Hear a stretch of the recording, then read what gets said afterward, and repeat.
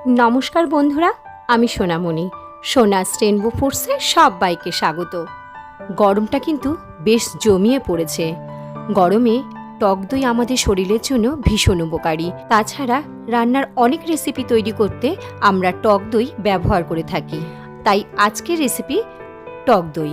চলো খুব সহজভাবে যে কোনো পাত্রে এই টক দই বানিয়ে দেখাবো। চলো তৈরি করে নিই আজকের রেসিপি টক দই। টক দই বানাবার জন্য প্রথমে আমি একটা অ্যালুমিনিয়ামের পাত্রে দুধটা ঢেলে নিচ্ছি। এখানে আমি 500 গ্রাম রেড কাউ দুধটা ব্যবহার করেছি। তোমরা চাইলে যে কোনো লিকুইড দুধ ব্যবহার করতে পারো। ওভেনটা জ্বালিয়ে নিলাম, গ্যাসের ফ্লেমটা হাইতে করে দিয়ে দুধটাকে ভালো করে ফুটিয়ে নেব। দুধটা ফুটে উঠলে হাতা দিয়ে ভালো করে নাড়াচাড়া করে গ্যাসের ফ্লেমটা এই সময় কমিয়ে দিয়ে জাল দিয়ে নেব। দুধটাকে ভালো করে একটু ঘন করে নিতে হবে। দেখো দুধটা কিন্তু বেশ ফুটিয়ে নেওয়া হয়ে গেছে। এবার গ্যাসের ফ্লেমটাকে অফ করে নেব। তারপর আমি একটা কাচের পাত্র নিয়েছি। তোমরা চাইলে যে কোনো পাত্র ব্যবহার করতে পারো দই পাতার জন্য। এরপর ওর মধ্যে আমি আমার পরিমাণ মতন 250 থেকে 300 গ্রাম মতন দুধ আমি পাত্রে নিয়ে নিচ্ছি। এবার দুধটাকে একটু ঠান্ডা করে নেব। এমন টেম্পারেচারে ঠান্ডা করবো যে পুরো ঠান্ডাও হবে না, দুধটা আঙ্গুল স্পর্শ করার মতন ঠান্ডা করে নিতে হবে। আর এইভাবে হাতা দিয়ে একটু ভালো করে ওপর থেকে দুধটাকে নাড়াচাড়া দিয়ে ঠান্ডা করব, যাতে একটু ফেনা মতন হয়। তাহলে দইয়ের ওপর দইটা হয়ে যাবার পরে দইয়ের ওপর সরটা খুব সুন্দরভাবে পড়ে। মাকে দেখতাম প্রতিদিন এই টক দই তৈরি করতে।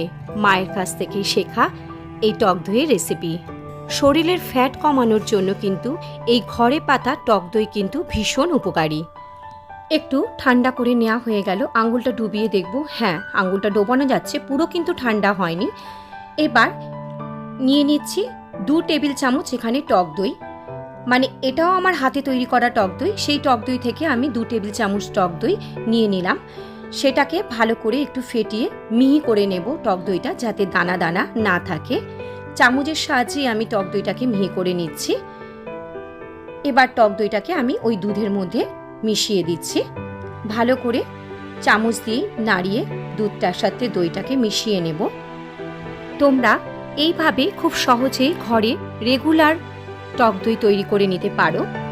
তারপরে একটা ভারী কাচের পাত্র দিয়ে ঢাকা দিয়ে এটাকে আমি 6 থেকে 7 ঘন্টা রেখে দেব। এখন যা গরম পড়েছে তাতে এই গরমেই অটোমেটিক দইটা পড়ে যাবে। 6-7 ঘন্টা পরে ফিরে এলাম। দেখো দইটা কিন্তু পুরো রেডি হয়ে গেছে, খুব সুন্দরভাবে জমেছে দইটা। এবার আধ ঘন্টার জন্য দইটা ফ্রিজে রেখে একটু ঠান্ডা হতে দেব। আধ ঘন্টা পরে দইটাকে বের করে নিয়েছি। দেখো খুব সুন্দর জমাটিয়া টক দই তৈরি হয়ে গেছে। এই টক দই কিন্তু স্বাস্থ্যের জন্য ভীষণ উপকারী। আবার টক দই বা মিষ্টি দই তৈরি করার জন্য এই দই থেকে কিছুটা পরিমাণে টক দই তুলে রেখে দেব নতুন করে দই তৈরি করার জন্য। আমার আজকের এই টক দই রেসিপিটা তোমাদের কেমন লাগলো তোমরা কিন্তু কমেন্টস করতে একদমই ভুলো না। যদি ভিডিওটা ভালো লেগে থাকে একটা লাইক করে দিও, শেয়ার করো সবার সাথে। তুমি যদি আমার চ্যানেলের নতুন বন্ধু হয়ে থাকো চ্যানেলটিকে সাবস্ক্রাইব করারও অনুরোধ রইল। পাশে থাকা বেল আইকনটা অবশ্যই প্রেস করে রেখো। আমি যখনই কোনো নতুন ভিডিও দেব তোমার কাছে খুব তাড়াতাড়ি পৌঁছে যাবে। আজকের মতন এ পর্যন্তই। আবার নতুন ভিডিও নিয়ে তোমাদের কাছে হাজির হয়ে যাব। তোমরা ভালো থেকো, সুস্থ থেকো।